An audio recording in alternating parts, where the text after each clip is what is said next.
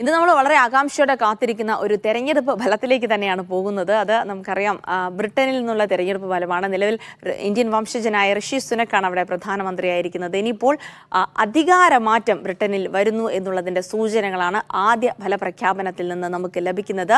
Conservative പാർട്ടിയെ പ്രതിനിധീകരിക്കുന്ന അദ്ദേഹത്തിന്, അതായത് ഋഷി സുനക്കിന്, അദ്ദേഹത്തിൻ്റെ പാർട്ടിക്ക് വലിയ തിരിച്ചടി ഉണ്ടായിരിക്കുന്ന ഏകദേശം 14 വർഷത്തോളമായി അവർ ഭരിക്കാൻ തുടങ്ങിയിട്ട് അതിനുശേഷം നടക്കുന്ന തെരഞ്ഞെടുപ്പിൽ ലേബർ പാർട്ടിക്ക് വലിയ വിജയമുണ്ടാകും. അതായത് ഒരു ലാൻഡ് സ്ലൈഡ് വിക്ടറി എന്ന രീതിയിലേക്കാണ് കാര്യങ്ങൾ പോകുന്നത് എന്നുള്ള സൂചനകൾ ലഭിക്കുകയാണ്. വോട്ടെണ്ണി തുടങ്ങിയപ്പോൾ കൺസർവേറ്റീവ് പാർട്ടിക്ക് വൻ തിരിച്ചടിയാണ് ഉണ്ടായിരിക്കുന്നത്. ഫലം പ്രഖ്യാപിച്ച 42-ൽ 36 സീറ്റും ലേബർ പാർട്ടി നേടി. രണ്ടാം സ്ഥാനത്ത് തുടരുന്ന കൺസർവേറ്റീവ് പാർട്ടിക്ക് 3 സീറ്റ് മാത്രമാണ് ലഭിച്ചിരിക്കുന്നത്. എന്തായാലും നമുക്ക് UK-യിൽ നിന്നുള്ള വിവരങ്ങൾ കൂടുതലായി അറിയേണ്ടതുണ്ട്. തെരഞ്ഞെടുപ്പുമായി ബന്ധപ്പെട്ട ഏറ്റവും പുതിയ വിശദാംശങ്ങൾ കൂടി ലഭിക്കേണ്ടതുണ്ട്. നമുക്ക് ലണ്ടനിൽ നിന്ന് ഞങ്ങളുടെ പ്രതിനിധി PP ജസീമും ഉണ്ട്. ഒപ്പം തന്നെ ഇന്റർനാഷണൽ ഡെസ്കിൽ നിന്ന് മുഹമ്മദ് സ്വാലിമും കൂടെ വിവരങ്ങൾ നൽകാനായി ചേരുന്നുണ്ട്. ആദ്യം നമുക്ക് ലണ്ടനിൽ നിന്ന് തന്നെ വിവരങ്ങൾ എടുക്കാം. PP ജസീമിലേക്ക് പോകാം. Jaseem, good morning. ജസീം, അതായത് നമുക്കറിയാം 14 വർഷത്തെ ഭരണം എന്ന് പറയുമ്പോൾ സ്വാഭാവികമായും ഭരണത്തിനെതിരായ ഒരു വിരുദ്ധ വികാരം അത് സ്വാഭാവികമായി പ്രതിഫലിക്കുന്നതാണ്. മാത്രമല്ല, ഈ നികുതി വിഷയവുമായി ബന്ധപ്പെട്ട വലിയ പ്രശ്നങ്ങൾ നേരിട്ടിരുന്നു. അത് തുടർന്ന് വന്ന ഋഷി സുനക്ക് കൂടെ നയങ്ങൾ തുടർന്ന് വന്നതോടെ വലിയ തരത്തിലുള്ള ഒരു ജനവിരുദ്ധ വികാരം അവിടെ ഉണ്ടായി എന്ന് പറയാം. ഇതൊരു ഋഷി സുനക്കിന്റെ മാത്രം പരാജയമല്ല, ഒരു കൺസർവേറ്റീവ് പാർട്ടിയുടെ മുഴുവൻ പരാജയമായി തന്നെ കാണേണ്ടതുണ്ടോ? നിലവിൽ എന്തൊക്കെ സംഭവിക്കുന്നു? ടോറികൾക്ക് ഒരു തിരിച്ചുവരവ് ഉണ്ടാവില്ല എന്ന് ഉറപ്പ് നൽകുന്ന ഫലങ്ങൾ തന്നെയാണ് വരുന്നതല്ലേ? ഏറ്റവും ഒടുവിലുള്ള ഫലം പരിശോധിക്കുമ്പോൾ ഏറ്റവും പ്രധാനപ്പെട്ടിട്ടുള്ള കാര്യം, പ്രത്യേകിച്ചും UK-യിലെ മാധ്യമങ്ങൾ പറയുന്നതനുസരിച്ച്, അല്ലെങ്കിൽ UK-യിലെ മാധ്യമങ്ങളിൽ വരുന്ന കമന്റേറ്റർമാർ പറയുന്നതനുസരിച്ച്, കൺസർവേറ്റീവ് പാർട്ടിയെ സംബന്ധിച്ചിടത്തോളം അത് ചരിത്രത്തിൽ ആദ്യമായി എക്സിസ്റ്റൻഷ്യൽ ക്രൈസിസ് നേരിടുകയാണ് എന്നതാണ്. കൺസർവേറ്റീവ് പാർട്ടിയെ സംബന്ധിച്ച്. ജസ്യം, ഞാൻ തിരിച്ചു വരാം. അവിടെ ഈ ശബ്ദത്തിൽ എന്തോ പ്രശ്നങ്ങളുണ്ട്, കൃത്യമായി കേൾക്കാൻ കഴിയുന്നില്ല. ഞാൻ ഇന്റർനാഷണൽ ഡെസ്കിലേക്ക് പോവുകയാണ്. മുഹമ്മദ് സ്വാലി ഉണ്ട് വിവരങ്ങൾ നൽകാനായി. സ്വാലി, ഒരു ലാൻഡ് സ്ലൈഡ് വിക്ടറി എന്നൊക്കെ പറയുന്ന രീതിയിലേക്ക് തന്നെ പോകുന്നു എന്നുള്ള വിവരങ്ങൾ, ലേബർ പാർട്ടി പോകുന്നു, കെയർ സ്റ്റാർമർ പ്രധാനമന്ത്രി ആയേക്കും എന്നുള്ള പ്രവചനങ്ങൾ വരെ ഇപ്പോൾ എത്തിക്കഴിഞ്ഞു. കാരണം ആ രീതിയിലാണ് ഇപ്പോൾ വരുന്ന ഫലങ്ങളിൽ നിന്ന് നമുക്ക് മനസ്സിലാക്കാൻ കഴിയുന്നത്. ഒരു ഭരണവിരുദ്ധ വികാരം എന്ന് തന്നെയാണോ നമ്മൾ മനസ്സിലാക്കേണ്ടത്? അതെ ജിൽസി, നിലവിലെ കണക്കുകൾ പ്രകാരം ക്ലീൻ സ്വീപ്പാണ് നടന്നിരിക്കുന്നത്. 54 സീറ്റുകളിൽ 52 സീറ്റുകളിൽ 45 എണ്ണവും ഇപ്പോൾ ലേബർ പാർട്ടി കൈയടക്കിയിരിക്കുകയാണ്. സമഗ്രമായ ആധിപത്യമാണ് ലേബർ പാർട്ടി എല്ലായിടങ്ങളിലും തുടരുന്നത്.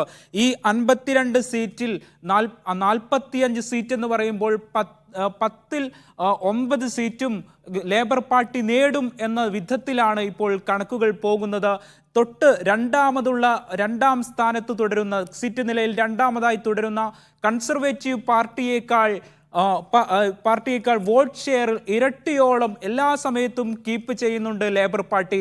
ഇങ്ങനെ സമഗ്രമായ ആധിപത്യം തുടരുകയാണ് ലേബർ പാർട്ടി.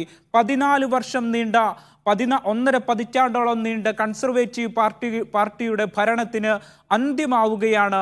ബ്രിട്ടനിൽ ഇപ്പോൾ പുലർച്ചയോടടുക്കുന്ന സമയമാണ്. ഈ പുലർച്ചെ ഒരു പക്ഷേ ലേബർ പാർട്ടിയുടെ വലിയ തോതിലുള്ള ലാൻഡ് സ്ലൈഡ് വിക്ടറിക്കാണ് നമ്മൾ സാക്ഷിയാകുന്നത്. അതോടൊപ്പം കൺസർവേറ്റീവ് പാർട്ടി എന്ന 1.5 പതിറ്റാണ്ടോളം ഭരിച്ച പാർട്ടിയുടെ സമ്പൂർണമായ പതനത്തിലേക്കാണ് നമ്മൾ ഈ പുലർച്ചെ, ഈ രാവിലെ നമ്മൾ ഉണരുന്നത്. ഇപ്പോൾ ഈ നിമിഷം വരെയും കൺസർവേറ്റീവ് പാർട്ടി യാതൊരു വിധത്തിലുള്ള തിരിച്ചുവരവിൻ്റെ സൂചനയും കാണിക്കുന്നില്ല എന്നത് മാത്രമല്ല, രണ്ടാം സ്ഥാനത്ത് ഇപ്പോൾ ഉണ്ടെങ്കിലും ഒന്നോ രണ്ടോ സീറ്റിൻ്റെ വ്യത്യാസം മാത്രമാണ് മൂന്നാമതുള്ള പാർട്ടിയുമായി കൺസർവേറ്റീവ് പാർട്ടിക്ക് വ്യത്യാസമുള്ളത്. ഈ വിധത്തിൽ, അതായത് കൺസർവേറ്റീവ് പാർട്ടിയുടെ നിലനിൽപ്പ് തന്നെ ചോദ്യം ചെയ്യുന്ന വിധത്തിലുള്ള ഒരു തെരഞ്ഞെടുപ്പ് ഫലമാണ് ഇപ്പോൾ വന്നുകൊണ്ടിരിക്കുന്നത്. ഈ തീവ്ര വലതുപക്ഷ പാർട്ടിയായ UK റിഫോം പാർട്ടിയിലേക്ക് കൺസർവേറ്റീവ് പാർട്ടിയുടെ വോട്ടുകൾ ഒന്നാകെ ഒഴുകുന്ന ഒരു ദൃശ്യമാണ് ഇപ്പോൾ കാണുന്നത്. മറ്റൊന്നുള്ളത്, UK-യിലെ തെരഞ്ഞെടുപ്പ് കാലത്ത് പൂർണ്ണമായി ചർച്ചയിലുണ്ടായിരുന്നത് 3 വിഷയങ്ങളാണ് പ്രധാനമായും ഉണ്ടായിരുന്നത്. ഒന്ന് ബ്രിട്ടനിലേക്കുള്ള അഭയാർത്ഥികളുടെ ഒഴുക്കാണ്, രണ്ടാമത് ആരോഗ്യ മേഖലയിലെ വലിയ തോതിലുള്ള തളർച്ചയാണ്, മൂന്നാമത് സാമ്പത്തിക മേഖലയിലുള്ള വലിയ തോതിലുള്ള തളർച്ചയാണ്. ഈ സാമ്പത്തിക മേഖലയിലുള്ള വലിയ തോതിലുള്ള തളർച്ച, വലിയ പ്രതിസന്ധി ഇനിയും രൂക്ഷമാകുമെന്നത് മുന്നിൽ കണ്ടുകൊണ്ടാണ് കൺസർവേറ്റീവ് പാർട്ടി ഇനിയും മാസങ്ങൾ ഭരിക്കാൻ കാലയളവുണ്ടായിട്ടും നേരത്തെ തന്നെ തെരഞ്ഞെടുപ്പ് പ്രഖ്യാപിച്ചത്. പക്ഷേ അതൊന്നും കൺസർവേറ്റീവ് പാർട്ടിയുടെ രക്ഷയ്ക്കെത്തിയില്ല എന്ന് വേണം നമുക്ക് മനസ്സിലാക്കാൻ. ഇപ്പോഴും കൺസർവേറ്റീവ് പാർട്ടി വളരെയധികം പിന്നിലേക്ക് പോയിക്കൊണ്ടിരിക്കുന്ന സാഹചര്യമാണുള്ളത്. ഇപ്പോഴും വലിയ തോതിൽ ലേബർ പാർട്ടി മുന്നോട്ട് പോകുന്നു.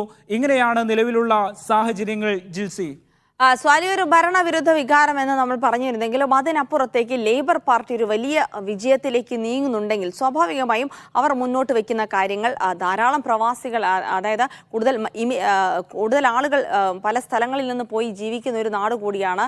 അപ്പോൾ അവിടെ വോട്ടവകാശമുള്ള ധാരാളം മറ്റ് രാജ്യങ്ങളിൽ നിന്നുള്ള ആളുകൾ കൂടിയുണ്ട്. ഇന്ത്യൻ വംശജരാകട്ടെ, മറ്റ് പാകിസ്ഥാൻ വംശജരാകട്ടെ, അത്തരം ആളുകൾ കൂടിയുണ്ട്. ഒരുപക്ഷെ അവരുടെയൊക്കെ വോട്ടിനെ സ്വാധീനിക്കാൻ കഴിയുന്ന രീതിയിലുള്ള ഏത് തരത്തിലുള്ള പ്രചാരണമാണ് ലേബർ പാർട്ടി നടത്തിയത്? ലേബർ പാർട്ടി എന്ന് പറയുന്നത് മധ്യ ഇടത് സ്വഭാവമുള്ള പാർട്ടിയാണ്. ബ്രിട്ടനിൽ കാലങ്ങളായി ഇടതു നിലപാട് സ്വീകരിക്കുന്നത് ലേബർ പാർട്ടിയാണ്. കെയർ സ്റ്റാമറാണ് അതിൻ്റെ പ്രധാന മന്ത്രി സ്ഥാനാർത്ഥി എന്ന് വേണമെങ്കിൽ നമുക്ക് പറയാം. അദ്ദേഹമാണ് അതിൻ്റെ ലീഡർ.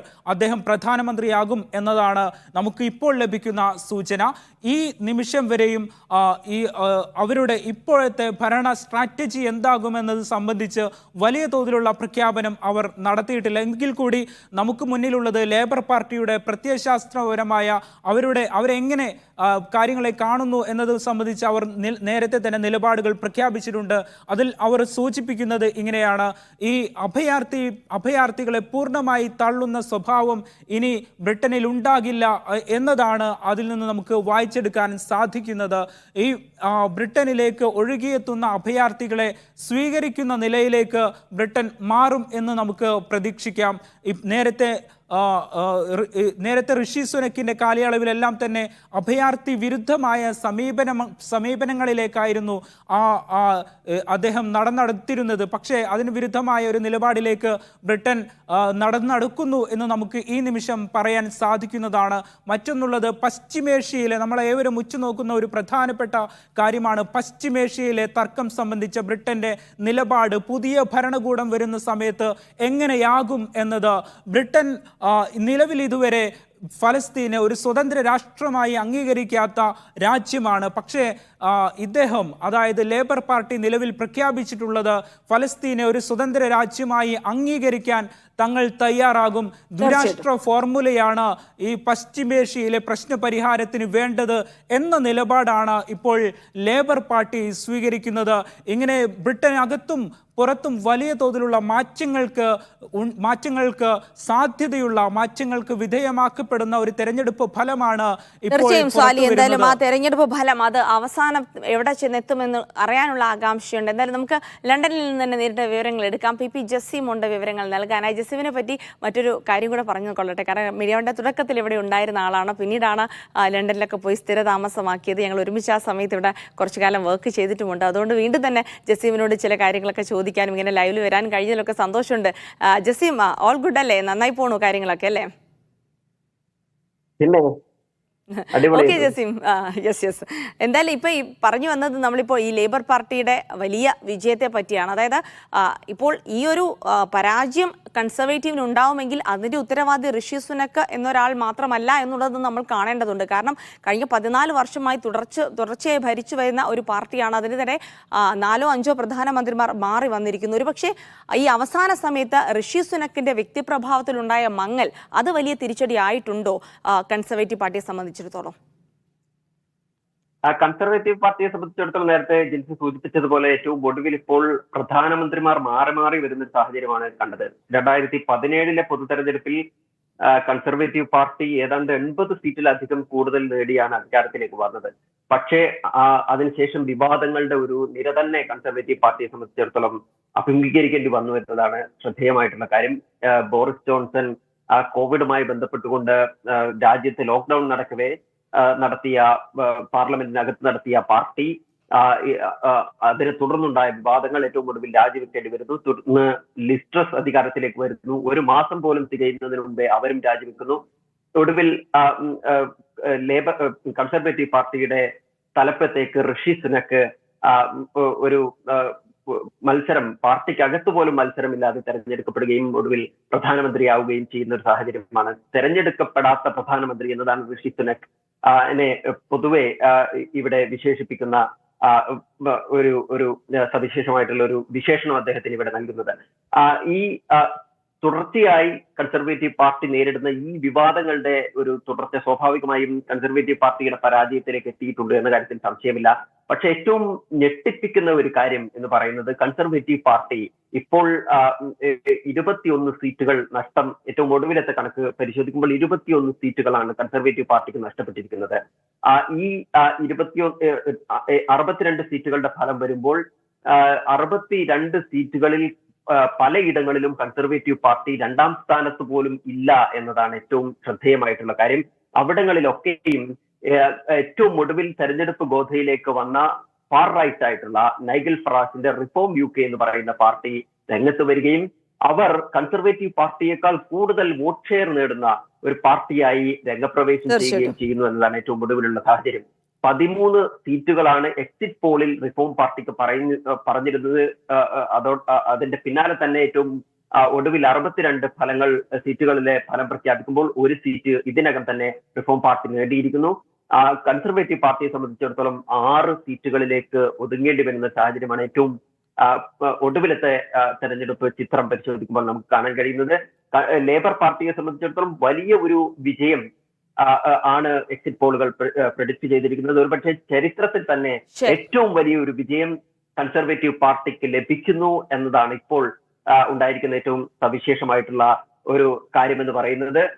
54 സീറ്റുകൾ ഇതിനകം ലേബർ പാർട്ടി വിജയിച്ചിരിക്കുന്നു. 410 സീറ്റുകൾ നേടും എന്നതാണ് എക്സിറ്റ് പോളിലെ.